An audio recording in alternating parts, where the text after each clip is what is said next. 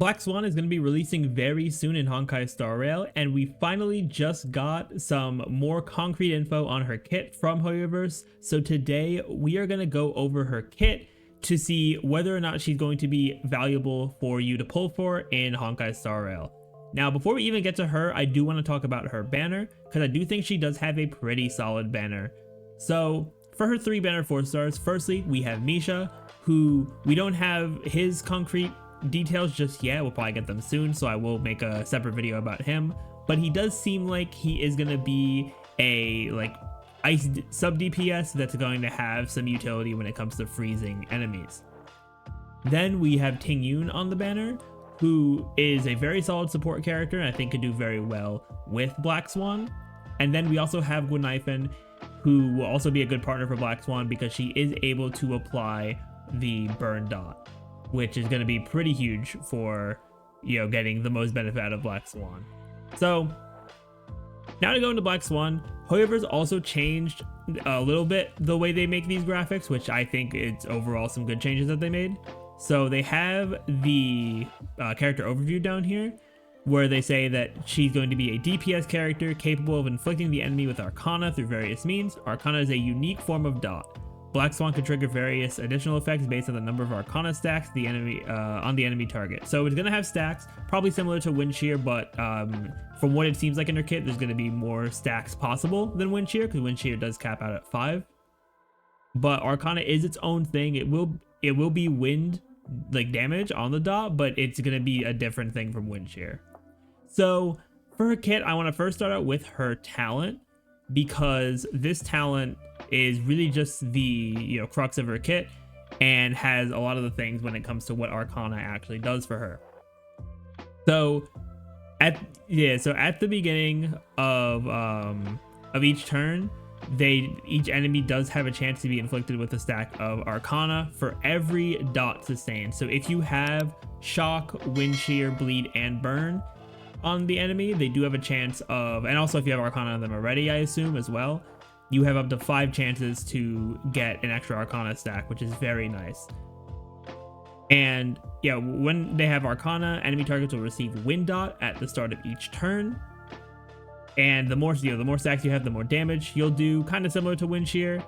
And although for Arcana, whenever they take this damage on their turn, you will reset back to 1 stack, which is a very important thing to note, because you do want to make her inflict Arcana on the enemies as much as possible. So I do think running a at least decently fast Black Swan is going to be the wave.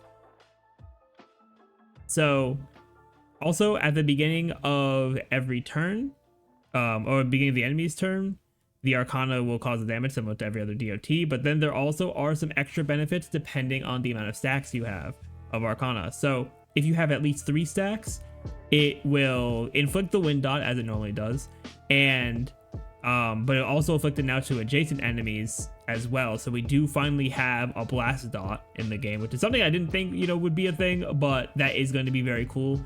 And for the enemies hit with the Blast Dot, they also do have a chance to get 1 stack of Arcana placed on themselves, so that's very good too.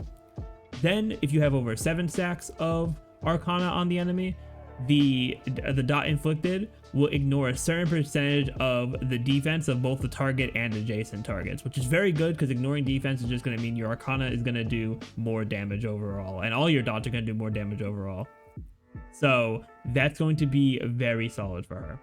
And they did also put on the graphics, this is the main change I was mentioning before with the way they did these, is that it does show the related traces for each of them, which we'll do the traces at the end just to keep things a little organized, so it's easiest to understand how Black Swan's going to work here. So now we have her basic attack. So she's going to deal wind damage to a single enemy with a chance of inflicting 1 stack of Arcana on them at base. And if they have any of the 4 other types of DOT, each of those will have a chance to additionally inflict 1 extra stack of Arcana as well. So if they have all 4 of the major dots, then you can, if you get lucky enough, or rather if you have enough effect hit rate, which we'll go more into that when we get to her traces, you are going to be able to have 5 stacks just from the basic attack, which is pretty nice. You obviously want a bit more with getting the 7, but that is definitely a very good start for just the basic attack. Then we have her skill, which will deal wind damage to a single target and adjacent enemies as well, so it is a blast. And for this, there's a chance of inflicting 1 stack of Arcana on both the target and the adjacent enemies as well. And there's also a chance of reducing the defense of all these enemies, lasting for a certain number of turns, which is very good as well.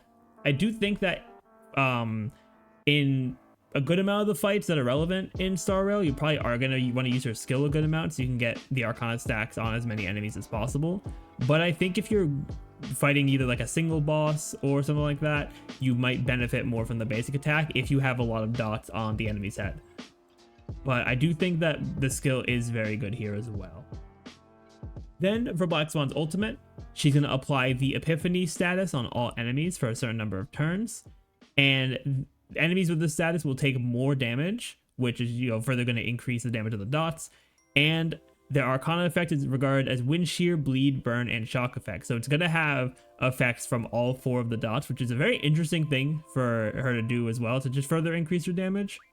And in the next turn, when Arcana is, when the effects go off on the enemy, they won't actually be reset for that turn. And that can only occur 1 time per ultimate, which is important to keep in mind, but that's gonna make you be able to do much more damage. And I feel like if you pair this with Ruan Mei on the team, this could be insanely powerful. And also, lastly, this just deals wind damage to all targets as well. So AoE ultimate, being able to deal wind damage is cool. It can't put any stacks of Arcana on just from the ultimate by itself, but that is still something that's going to be very solid. Then with her technique makes it so at the beginning of the next battle, there's a chance to inflict 1 stack of Arcana on each enemy.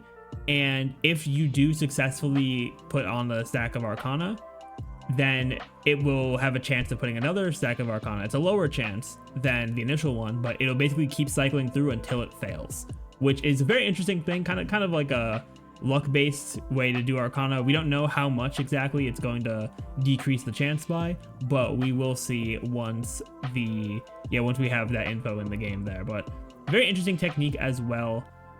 It kind of like Ruan Mei's, where it's like at the next battle something happens, so I do think it's going to be a pretty good technique overall. Then lastly, for her major traces, we do have some very solid ones here. So her first major trace makes it so that after using her skill to hit an enemy that has one of the 4 major dots, each of those debuffs has a chance of inflicting 1 extra stack of Arcana. So basically doubling the amount of Arcana you can get from the skill is going to be extremely nice on those enemies as well. Then we have the second major trace, which makes it so that there's a chance to inflict 1 stack of Arcana when a target enters battle. So just right away, you can have a stack of Arcana even without the technique. And every time the target receives dot during a single attack by an ally, there's a chance to inflict an extra stack of Arcana as well. There's a certain number of there's a certain limit of the amount of Arcana stacks you can have within 1 attack with this, but this is just giving you more chances of being able to stack Arcana. Then her final major trace, which I think is pretty important, not just for making Black Swan even better, but also for the way that you're going to want to build her, is that she increases the amount of damage dealt by an amount equal to a certain percentage of effect hit rate up to a limit. Now, they didn't give us any specifics for that here, but some people have had dreams that you need 120% effect hit rate for your Black Swan to be able to get the most out of this.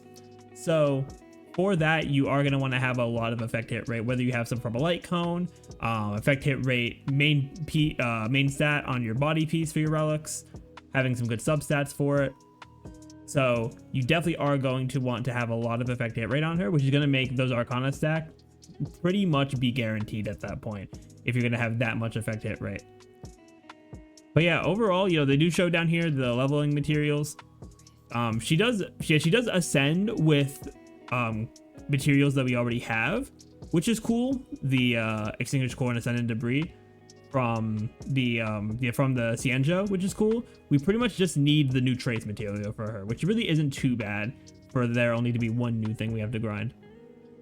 But yeah, let me know in the comments down below what you think of Black Swan. I think ultimately, as a player, if you do like running these dot-centric teams, I do think she's going to perform very well. I think she'll be a great pickup for your account. Even if you don't have Kafka specifically, and you're still using, like, maybe using Sampo or like Guinaifen, or even Luca as well with his bleed dot, I do think she could still perform very well. I'll definitely do my own testing to see if you like need Kafka with her. I think it's possible that you might not, but I still think Kafka will still end up being her best partner in terms of a dot up character. But with that, everyone, I want to thank you all for watching. If you enjoyed and haven't already, definitely be sure to leave a like, subscribe to the channel, ring that notification bell, and I will see you all next time.